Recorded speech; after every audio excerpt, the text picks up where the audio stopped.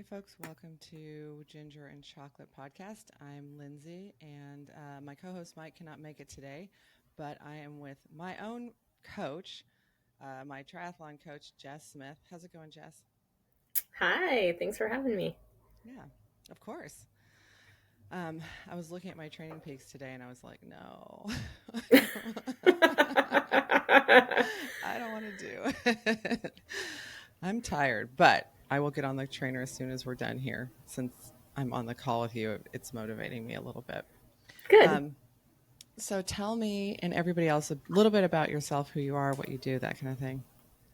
So I'm Jess. I'm a mom of two. I live in the Des Moines, Iowa area. I used to live near Lindsay out in the Bay Area. My husband was getting a PhD at Stanford, so we lived out there for about a decade. And then after our little guy was born, our second child, we just said we got to be closer to family and maybe a little more affordable lifestyle. So moved back to the Midwest, and yeah, we really like it. I mean, we're in the thick of winter right now. We're about to get a 10-inch of snow winter storm overnight, so that should Oh that my should be fun. God. So do you swim inside then? Or I Yes, all the assume time. Yeah. all the time? So yeah. Well, so our outdoor pools are open from Memorial Day to Labor Day, and but most of the outdoor pools are just like play for fun for the kids. So Lifetime Fitness, which is like 5 minutes away from me, is super lucky. They have an outdoor pool. So I swim with the Des Moines Masters in downtown Des Moines, and that pool is gorgeous. It's a beautiful Olympic sized indoor pool. So I mean, it's nice. We have it pretty good, but it's indoors all year. And then if I want to swim outside, then I do some solo swims at Lifetime in the summer just to get a little sunshine. The sunshine. Okay, that's cool. Um, But yeah, I came back to the Bay Area just a couple weeks ago for just a couple days, and I was in wine country, but I got to swim with Stanford Masters one morning, and I was like, oh my god, swimming outside is the best. I've missed it so much. it is fun, although I have to say, yesterday I scraped the frost off the ice off my car Mm, before I drove to Masters in the morning, and I was kind of like questioning my life choices about what am I doing. Everything's well, the funny frozen. thing, the funny thing is out there, nobody parks in a garage. Like you use your garage for other things, like your gym or whatever. But here, you have to park your car in the garage. So I've scraped my windshield way less in Iowa than I ever did than I did in Ah, California, that's a good which is point. kind I of never crazy. thought about Yeah. that. Yeah, because it's too cold to just leave your cars Mm-hmm. outside. Mm-hmm. Our garage currently has like 8 bikes and probably about Yeah. the same number of surfboards. Yeah. Could not fit a car Yeah. in there. Yeah. Um, Outdoor lifestyle storage. That's what garages are for in California. so, on top of kind of where you are, where you live, that kind of thing, what else do you do in life? So I am a pro triathlete. I took my pro card at the end of 2011. So I've been doing that for a very long time. Okay. I still don't think of myself as one of the older pros in the field, but I'm definitely one of the older pros. Actually, a woman that I race with a bunch is a couple years younger than me, Haley Chura, and so I'm sure some of your listeners have heard of her. Mm-hmm. And in one of her T100 races, she got called one of the veterans of the sport. And I remember hearing that, thinking like, she's not a veteran; she's younger than I am. Like she hasn't been around that long. No, we've been around for a while. So yeah, I'm 43, still racing pro, and we'll see. We'll see how long that lasts. But been doing it for quite a while, and then I also work. I just coach triathletes. So I used to work for Core Sports, which is an awesome women's endurance apparel brand. Mm-hmm. But recently, just kind of pulled back from working for them and just went head into coaching full time, Mm-hmm. which is I just love it. It's my passion, and you know, I kind of always thought in the back of my mind that I'd want to do that eventually. And yeah, so it's been fun. I get to work with lots of different types of people in lots of different places, and um, Mm-hmm. yeah, it's great. So, about how many people do you coach at one time? I cap it at 25. I think I have 23 active right now with a couple who are on break, planning to restart.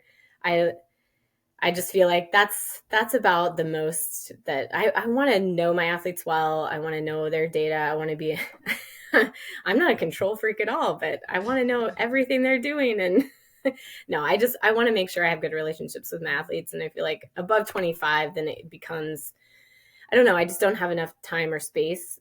I don't have the time or space that I would want for each individual. So right. I kind of prefer to be closer to 20, 22, 23 maybe. But yeah, 25 is definitely the limit. That's a lot. I had no idea that that's how many people. Yeah. I mean, I don't know what, what's a normal, not normal. So that's a lot of people. I think some people can have more if they, have less hands-on approaches to coaching or do more stock planning.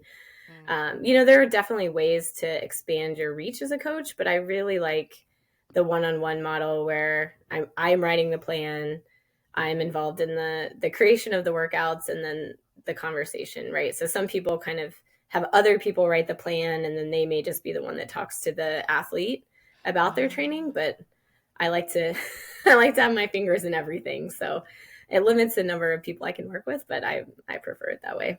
Well, I appreciate it as one of your coachees, because I do feel like I get personal attention, and I can, write all my stuff in Training Peaks about how I'm sore and I'm tired and I don't want to do it. I'm basically paying you to tell me what to do and then telling you why I don't want to do it. Yeah. I have a lot of people that do that, and then somehow they'll just do it anyway.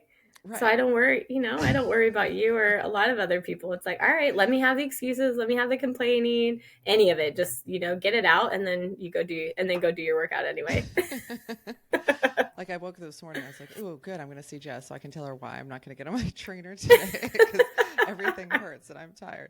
And now I'm like, I guess I'll probably just get on the trainer after our call. Yeah. So, but it is, that's an important point, right? I think a lot of people think that, some people are that they ask why, or they, want to give a lot of detail. And I have a lot of athletes who they just check the box, right? It's like, this is my training, this is what I'm doing. And it's like, no, I actually need that feedback from you, because there are times, it's a balance, right? If you're training and you're pushing yourself and you're getting better, you're going to be tired. But it's a fine line between tired and go forward and no, tired, you need some rest. So we'll chat more about that, you and me. To make sure that we're pushing you when you're tired, but not pushing you when you're so tired.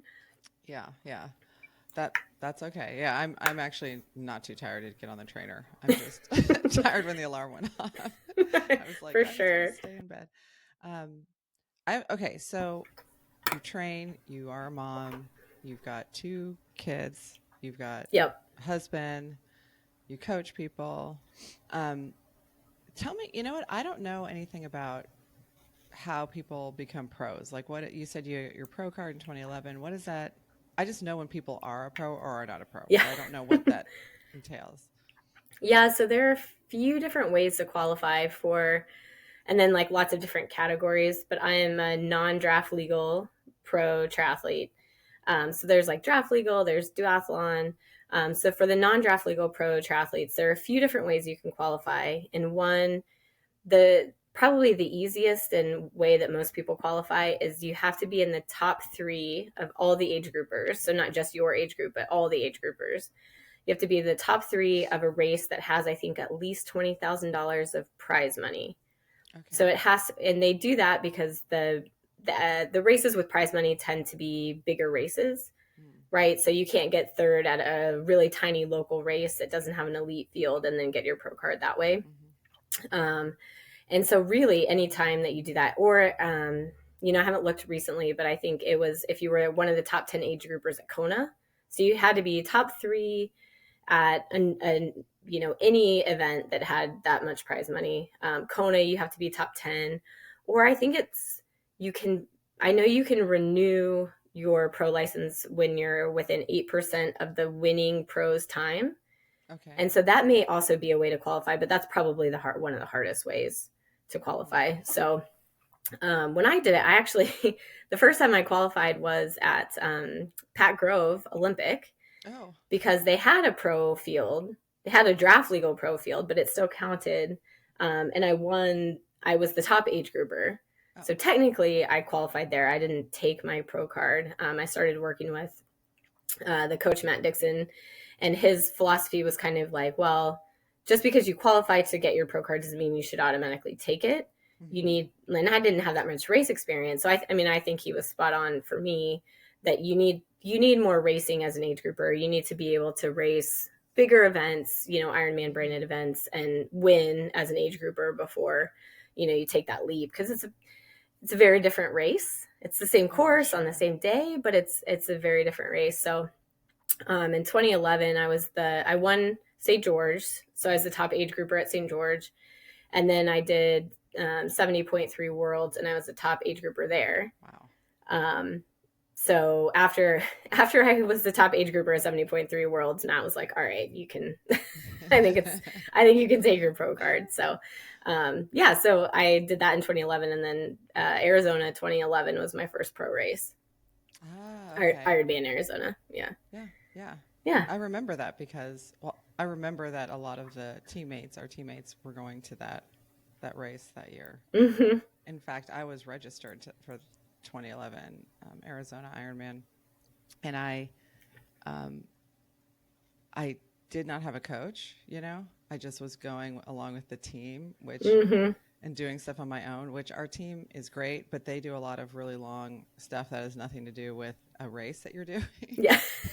Yeah.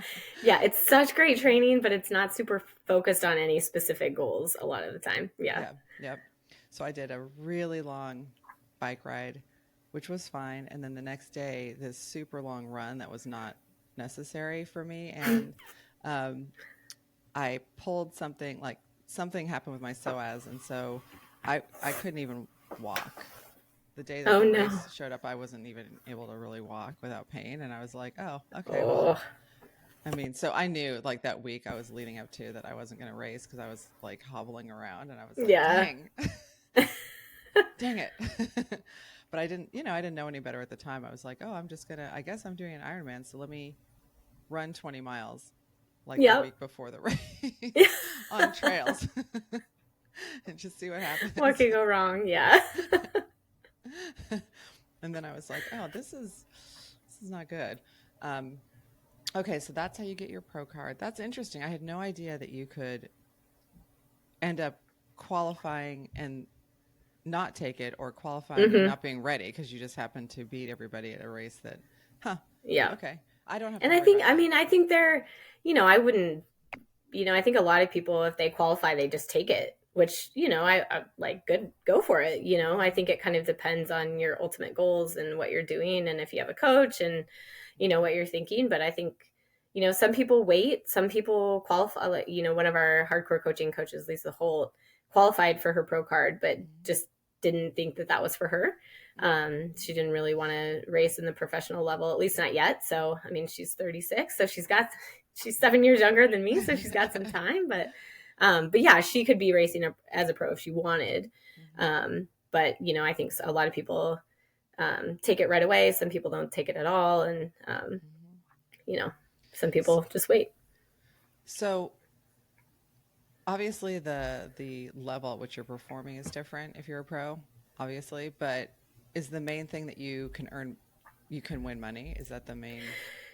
Yeah, so the I think the draws for me, because actually after I had Hannah, my daughter, I went back to racing pro, and I had somebody ask me like, well, why would you go back to racing pro? And I mean, fair question. I didn't have great results before Hannah was born. I had some really good ones right before right before I got pregnant with her. But then yeah, he was kind of like, well, why would you go back to racing pro? And part of me was like, because I can. Mm-hmm. But the other part was like, well, a couple things. Like, one, the race entries are cheaper, Mm-hmm. right? So like, somebody wanting to race an Ironman right now, I think sometimes they're like $750, maybe. Yeah, at I don't least. even know what the, and then almost like 300 or 400, maybe 500 now for 70.3. Mm-hmm. And that's not, that used to be like the charity slots, right? But now it's Mm-hmm. so expensive. So for Ironman, it's actually one of the most expensive ways to race, but they cap us at $1,200. So if I just want to do one Ironman as a pro, it's $500. If I want to do 2 Ironmans, it's $1,000, but I never pay more than $1,200. So I could race 5 Ironmans in a year, and it's capped at $1,200. Wow. Yeah, so that's nice. So it ends up being a lot. You can race more, and it's not, it's not as expensive. You don't have to pay extra for championship slots. So all those people that are like, I got a slot to Kona. Oh, here's $1,600 for the pros. They don't have to do that. So that's big. And then I think, a lot of other race series will actually give free entry. So, Ironman doesn't, but, I think Challenge is cheaper or free. And there have been some other race series that offer prize money, and they'll either give really big discounts to elites registering, or they'll let them race for free, which is really nice. And then at Ironman events, they have pro porta potties. And I know this sounds ridiculous, but it is amazing. I mean, they always have at least 2. Indian Wells was rough because there were 30 women and 70 men. And they only gave us 2 porta potties, and it was still better than the age groupers got. But I was thinking, okay, this is this is not enough. There are too many men, and they take way too long. And then the opportunity to win money. I mean, for the very top pros, like this is their job. Like this is their livelihood. They might do other things on the side, but for the most part, their job is to train and to race, and that's it. Obviously I'm not, this doesn't pay the bills, but my hope is that with prize money, I can pay all my expenses and then make a little money on top, right? That's kind of the goal for every year. And it's like, look, I would be doing triathlon anyway, because I love it. I think I'm a lifer. Once I'm too old to race as a pro, I'll just race as an age grouper. So, the longer I can pay for this really expensive hobby, the better. So yes, and it's fun. And, I think at some point I won't be able to beat all the age groupers, but I think that's another thing too, is that, I'm still competitive in the pro field, at a lot of races. And so I'd rather, line up with that group, and, I may not win, but, see how I can do. Yeah. Instead of just crushing a bunch of age groupers. Yeah. Well, maybe not crushing, but yeah, I mean, like probably, I like to see, have those carrots in front of me. I think it's good. I actually have a funny story because I've been in a couple of races where there was a retired pro, who was going to race in the same age group, and we were just so I went to Wildflower one year, and I can't remember her name, but she was an Australian woman, a retired pro. McKillie Jones, maybe? That might be it. She was working, at one of the vendor booths too. Like, I don't remember doing what, but then she raced the sprint, which is what I was doing. And tall and blonde and skinny. Yeah, that sounds about right. Yeah. Well, so like, I'm standing in transition with like the group of women we're all in the same age group, right? We're like, this was the like 45 to 49 age, that's our age. And she was she was in our same age group. And we were just standing around chatting about nothing, you know what I mean? Before we walked over to the swim, we're just like, la, la, just about whatever. No one's preparing in any way to race. We're just chatting, which is how we prepare. And she was like right near us doing all these like calisthenics and like,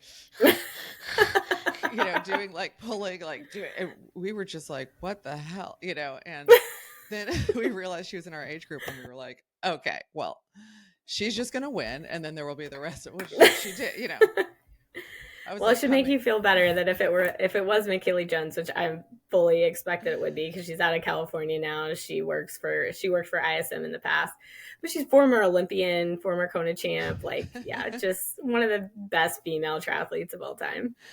Just that, just line it up was terrifying. Well, I was laughing. I do a local race called Clear Lake. It's like 2 hours from me. And it's like one of my favorite races of the season. And they're actually going to have a real pro field this year and like prize money, which is kind of cool. But in the past, like I've been the only pro racing. There's not even a pro category. There's just an overall, right? But I've gotten to know the race director, and it's just such a fun local event. But the the way that they send off the waves, because there's no elite wave. So it's like men under 40, and then men 40 and older, and then women under 40, and then women 40 and over. And the first year I did it, I was 39, but I turned 40 in the year. Yeah. And so like I had to race, and I was like, oh my God, I'm with the 40-year-olds. Okay, I've got to go in that corral. And I was laughing so hard because it was an Olympic.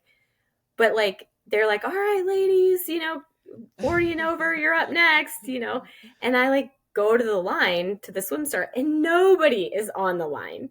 Like nobody goes up to the actual line to start. And I was like, ladies, come on up. Like, we're there's no back. one. Like, we're trying to get back here. Yeah. I was like, somebody's got to come stand on this line with me. Come on, just, scoot forward.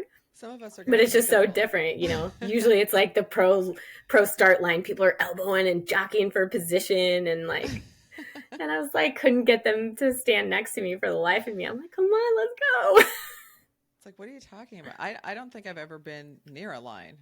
If you run into I'm just like with wherever the kind of group of people are, I just kind of stand in that general vicinity. Oh, the gun went off. Okay, let's go. I loved it though. I was like, this is great. Nobody's stressed. Like, we're just having fun. I'm like, I love this. I love this group of ladies. This is why I like triathlon, because I'm a social person and I like community, and this is what it is if you're an age group, or especially if you're not someone who's elite and trying to come in and get podium. You're just trying to have a good time. It's very fun. It's really fun. Yeah. It's super fun. And I that will be my future for sure. Well, wait till you're in your 50s and the announcers are sending you off, if it's a big enough race for them to send off more waves than just 40 and over. Mm-hmm. The announcers are always just like, okay, ladies, like we're just a million years old. It's like, well, okay, you don't need to talk to us like that. We're not that old. He acts like we've got walkers out there, like, right. I see some ladies in the water warming up, getting ready to, we've got like pink caps on. It's like, all right. Oh my God. Oh man. So at some point, maybe you'll be in that group. And think of me. Yeah. I'm excited. I'm going to do Wildflower. I don't know if I've told you for sure, but I am going to do Wildflower the sprint this year. Awesome. I'm super okay. excited. Yeah. Some other people that you coach. We're gonna go down together. Yes, I love it. Yeah. I checked in with them to see if they were going to have a pro race, and they said they were working on it, but they didn't have any details yet. So I was like, oh man, maybe. That would be so maybe fun. that has to be a late add to the calendar, because that race is it's just the best. I'm so excited that it's back. I just hope it stays. I know, me too. It's so popular, I know. I feel like the right group or whatever should be able to make it stay. I don't know what issues come up, but everyone I know loves that race, or has it on their bucket list if they haven't done it before. Yep. I would love to see Vineman come back too. I mean, maybe they have to change the name, but it just kills me that race had so much history and had been around for so long, and then gone. It became an Ironman, and then moved to Santa Rosa, which I did, and then moved to Sacramento, which I haven't done, but I definitely have paid for. The entrance fee. But I didn't get to do Vineman full. I did the half a few times. Remember they had that women's half happening at the same time as the full. Barb's race. Yeah, Barb's race. Mm-hmm. Yeah, I forgot about that. I did Barb's race, and then I did the full distance aqua bike, because they had aqua bike too, which I loved. So I felt like that was civilized. So I did the full aqua bike there a couple of times, and I loved it because everyone, people are going out on the run course, and I'm like, I'm gonna go home and shower and have dinner. Yeah, right. This was so the last time I did that race, it was 1,000,000 degrees. Did the half, and it was one of those, it was always hot there, but it was extra hot, and something happened on the run. I don't even know what, and I something with my hip flexor, so I had to walk probably 2/3 of it. I just wanted to finish though. I didn't want to just come off the course, so I just walked. But I remember being because just being out there and it was 100 Oh, it's degrees. so hot. Yeah. Mm-hmm. It's amazing how it can be so cool and overcast to start, and Yeah. they're just boiling by the time you get to the run. Yeah, that's And exactly if you right. got, if you got a later wave, you got screwed. When I race there as a pro, oh my God, coming in, because, the bike and the run finish along the same road. And so, we're finishing the run and I'm just dying because we've already gone through the 13 miles in the heat. Right. And to see people still coming in on the bike, I'm just like, oh, I can't believe they have to go out and run right now. How are they going to do it? How are they going to make it happen? And they're like, well, we haven't run yet, but yeah, just thinking like, oh, thank God I'm done. I feel so bad for those people that are still out there. That was my first half ever, and Tim Sheeper at the end said, he just made a comment that I was really fresh when I came in because I was so afraid of not being able to finish that I didn't really push myself too hard. Yeah. And then mile 12, I was like, oh, and I just picked the pace up like at the very, very end. And Tim was like, good job. Probably could have done a little bit more because you look like you never even did a race. I was all fresh and Meanwhile, people are like collapsing across the finish line. Yep, pretty much. Zero sweat on me. So, but I love that race. I wish it would come back too. They have sort of like an Olympic that's happening up in that area. Yeah. So swim in that. But yeah, maybe someday someone will do it.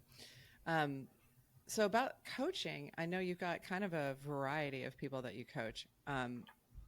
I had a coach briefly who pretty much all of his coachees, very nice guy, but they were all pretty much elite age groupers. So really maybe trying to get their pro card or at least qualifying for Kona, things like that, all of them. And then me.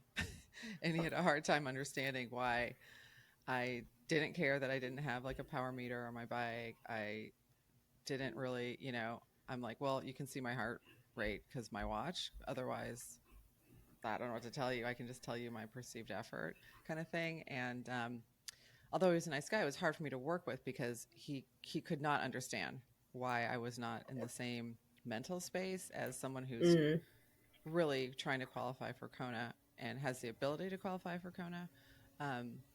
But I know you have those same athletes, but you seem to have like, I don't know, maybe I'm the only one. I don't know who's not one of those. Well, athletes. you're a fantastic athlete, so you should not sell yourself short. But no, I have athletes that run the gamut, and I actually had someone reach out once, and she asked about coaching, and she was like, "Well, I just wasn't sure you'd want to work with me," and I asked her why, and she was like, "Well, because I'm not fast." And she was trying to finish a 70.3 and just meet the cutoff. And I'm like, I do not care how fast you are. What I care about is if you have goals that you're excited about. Because that's my favorite part, right? Like I start to dream and I start to get invested in people's goals. And I've had people before that the people I struggle with are people who have potential or, have goals, but then they're just either unwilling or for whatever reason, like just can't make themselves like take those steps towards the goal. And that's hard because if somebody tells me they have a goal, there's something that they're working towards, I get really excited about it and I get invested. And then I'm like, no, we're making this happen. Yeah. And so then if it doesn't work out, I'm just as disappointed too. So that's why I love when people just have, they're excited about what they're doing. And it doesn't matter if, I have a lot of really elite age groupers. I have people that are literally just trying to finish their 70.3 or they've tried a few times to make the Ironman cutoff and haven't been successful. And they're trying to do that. And so, I think there are coaches out there who really want to coach the top, right? Because then that's how you get your name out there. And, then you show that you're the coach of the elites or whatever. And I want to be the coach of people who love triathlon. Yeah. And I remember like I race pro now, but my first Ironman, I had a bento box. And so I could eat out of my bento box, but I couldn't pull things out of my pocket to eat. So like at special needs, I put my feet down on the ground and I ate a peanut butter and jelly sandwich. And then I just carried on my way. And, I didn't know anything. I had a road bike with aero bars and no aero helmet. just Mm-hmm. none of like the gear. I didn't use a heart rate monitor. And I made up my own training. I didn't have a coach. I would just be like, okay, well, I have 45 minutes to run over lunch, so I'm going to go run for 45 minutes. And I did like spin classes during the week that was my bike training. And so I remember, even though that was 20 years ago, I remember it vividly. And I remember Mm-hmm. kind of every step of the way, and having help from all the people on Team Sheeper. I think Mike Osmond was like, oh, whoa, what are you riding on? What is this? What is this gear setup? And he and Ian are like, okay, we're changing this. We're overhauling this for you. And so, yeah, I just remember what it was like to just be so new in the sport and not have any idea what I was doing. And then every kind of step along the way, because I wasn't an overnight sensation. It wasn't like I did my first triathlon and it was like, oh my God, take your pro card right now. It was a few years of training and getting better and learning and changing gear and getting a better bike and all of those things before I really kind of showed promise. And so, yeah, that had just allowed me to I don't know, really experience every phase of the sport, from Yeah. like slow to pro, right? And so I remember each phase, and I feel like that allows me to work with people that are in each of those phases, Mm-hmm. and understand where they are and try to meet them there, because everybody can. I think everybody can be better than they think, Mm-hmm. right? And so it's like, well, I'll never be this, and it's like, well, don't worry about that. Let's talk about where you are now and where would you like to go, and then Yeah. let's set a plan to get there. Mm-hmm. That And then makes when you sense. get there, where else do you want to go? Right, right. That makes sense. That makes sense. You did say something which I found interesting, which is you're not supposed to put both your feet down in special needs, because I straight got off my bike, put my bike down, and ate some food and like rummaged through my bag. And they were standing there trying to help me, and I'm like, I'm good. I got my little 100%. bag. Just meaning that, like, now, so as a pro, I don't now. I mean, some pros use special needs. I don't even use special needs because I don't want to Right. take the time. Like, I just want to plow right through, right? And so it's just that's where that's how my life has changed. It's like Yeah, yeah. I've been, yeah, where you're like, no, no, no, I have to take these stops, and then it's like I'm eating cookies at an aid station because I have no real nutrition plan. Like I didn't. I mean, and honestly, even when I had a coach, I didn't have like a detailed race plan of Right, like right. where I was supposed to ride power wise or heart rate wise, or what I was going to eat and when. Like I would just kind of wing it, sort of. And then it Yeah. wasn't until really I started working with my coaching trio of Tim Sheeper, Ian Hersey, and Mike Osmond that like it was like, no, no, no, we have to dial this in. We have to like create Yeah. a real plan. And so that I feel like that's such an important part with my athletes, because there's so many people that train and train and train, and they have like this detailed training, and then they Mm-hmm. go into the race and they just race, and you're like, well, hold Right. on, where are you gonna keep your heart rate? Well, I don't know. Well, what are you gonna eat on the bike? I don't know. I'm just gonna eat these things, and it's like, no, you should have a plan for how you're gonna execute. So then when I go and race, it almost feels like until the last maybe 5 or 10K of the run, I'm not racing. Until then, I'm executing, and then I'm racing at the very end. Oh, that's an interesting way to look at it. Um, I've never paid any attention to my heart rate or any other, just so you know, any other metric like that when That's I'm what I'm here racing. for. Yeah. Yeah, because I'm like, I don't know. One thing I have done, um, I haven't really had a plan about when I would eat either, but the way that I got through Ironman, and I didn't have um, any stomach issues at all, which I know most of my teammates had some stomach something somewhere. I just had really clean food and I had enough of it that I could eat. Hmm. Like I had a little like hummus wrap that had some protein in it, and it had, and so I was fine in that my food that I had enough, and I had good clean food because my body doesn't Hmm. really care for all the goos and things like that. Hmm. And so I had enough of that, and I just kind of ate. I thought, oh, I should eat kind of like regularly. So Yeah. that's what I did. I mean, that's not a plan. It worked because I was not going very fast, and I could kind of um, I could kind of go, well, an hour's passed. Maybe I should eat something. And Yeah. that's what I did. And then at the very end, you've probably never been out there when it gets dark, but it gets dark and cold. Then they bring out like chicken broth, which they put out Oh, on the. it's the best. Isn't that the best? I was so happy to see that chicken broth. Oh my God. So I've That was. never had chicken broth during the race, but after Ironman Texas in 2022, I got pulled into doping control. Oh, And amazingly, the only time I've ever been drug tested in my entire pro career. I've wow. been tested one time. That's a story for another day. But yeah, I got pulled in, and it's after an Ironman, and they make you stay in there until you have to pee, and I'm like, I'm never gonna have to pee. But then I was like, I'm gonna need to eat something, or I'm gonna start going downhill fast, because they like take you into this separate area. You don't go to athlete food, and I'm like, no, I'm gonna need something here. Like I started getting dizzy. And so they're like, well, we can get you some chicken broth, and then we can get you some food. And I probably had like 5 cups of chicken broth. I've never recovered so well from an Ironman in my entire life. So highly recommend like downing as much chicken broth as you can, because it's the liquid, it's the sodium. It like, yeah, makes you feel good. And then, yeah, I was, Amazing. I was the, I was the last one into doping control and the first one out, because I downed Really? my chicken broth. Chicken Yeah. broth. You're So, like, okay, I can pee now. yep. I'm like, okay, I gotta pee. And when I came back, the guy's like, well, you didn't have to fill it to the top.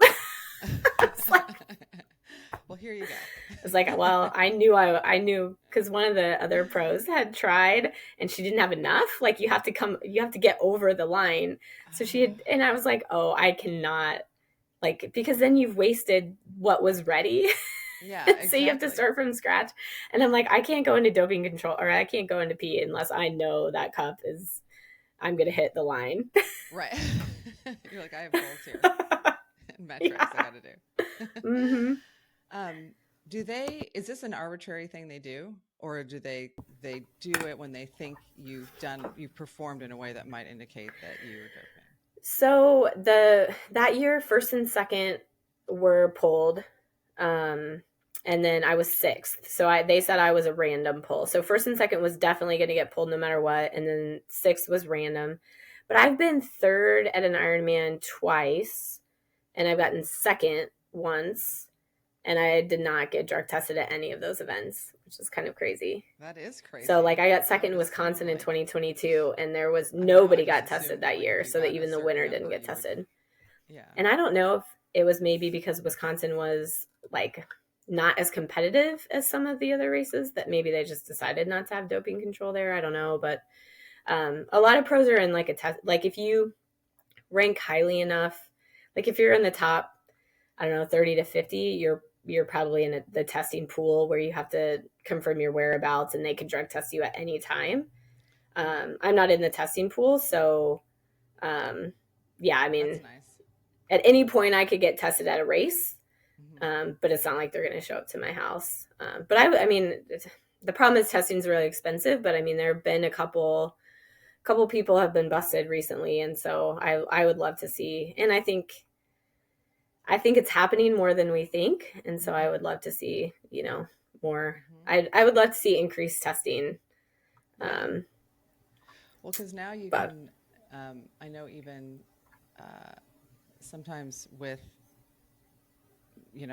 non-pro, like with amateur athletes, you'll see amateur endurance athletes doping for various reasons. My oh my yeah, my partner Josh raced road bikes for a long time, and he, he was competing with people who were doping, and they're not pros. It's yeah, like, what are you yeah, doing? They're just crazy. It's like, why would you? I don't know why. I mean, I guess to win, but you got to yeah. know if you're doping and you're racing amateur. Like, what? I don't even understand what the point. Like, what is the point? I don't. Well, I to don't. me, it's, and again, like I guess when you're a pro and you want to win and make money and all that, I mean, there are definitely more incentives. But Yeah.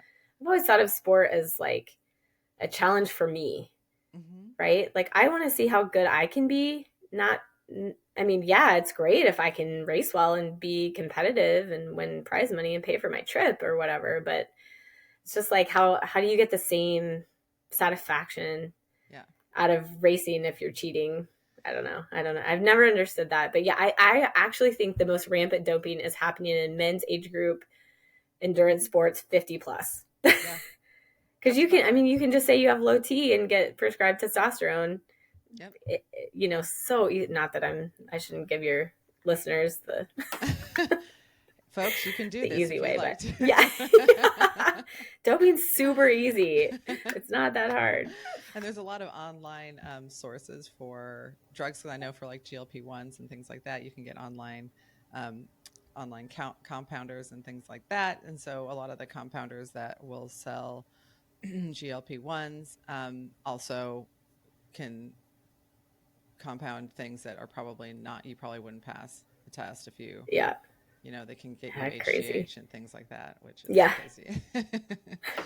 I'm actually on, I think, well, I talked about it on one of the earlier podcasts since Mike and I came back, but I take GLP-1 to lose some weight and belly fat because I have a lot of visceral fat around my organs, around my stomach, and it's causing me to have type 2, to be pre-diabetic, and I'm really close to the line.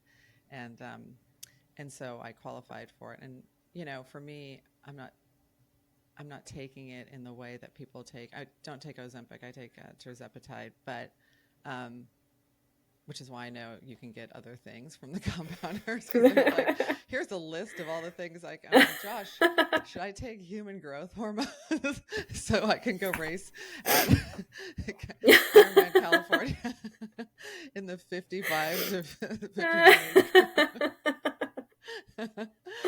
Like all of a sudden your numbers are looking crazy good. What is happening? I'm the best coach ever.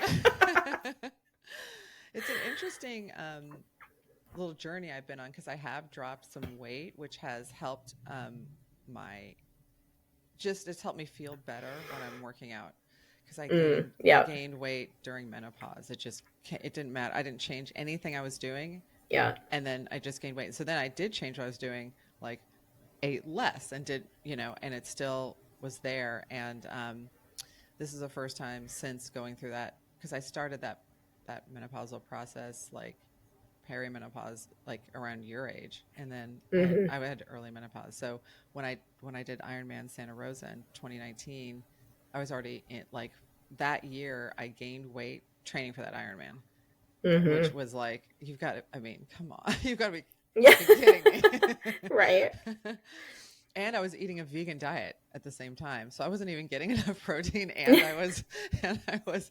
I still was, gaining weight. So, and then I became pre-diabetic, and my doctor was like, well, you're pretty healthy. And they do this thing where, I'm sure you've experienced this as an athlete. They do it relative to their other patients. Like, you're one of the healthiest patients I have. I don't know why you're pre-diabetic. And it's like, it doesn't matter what these other people are doing that are sitting on the couch. Like, it has nothing to do with me. So she had no real advice. She's like, you out of all my patients, you already eat healthy and exercise, which is what I would tell them to do. So her sentence just trailed off. She literally was like, so, and I'm like, okay, thanks for the medical advice. But the GLP-1 that I take, I take it once a week, and the side effects for me are pretty minimal. But I get tired the day after. So like yesterday I was super tired.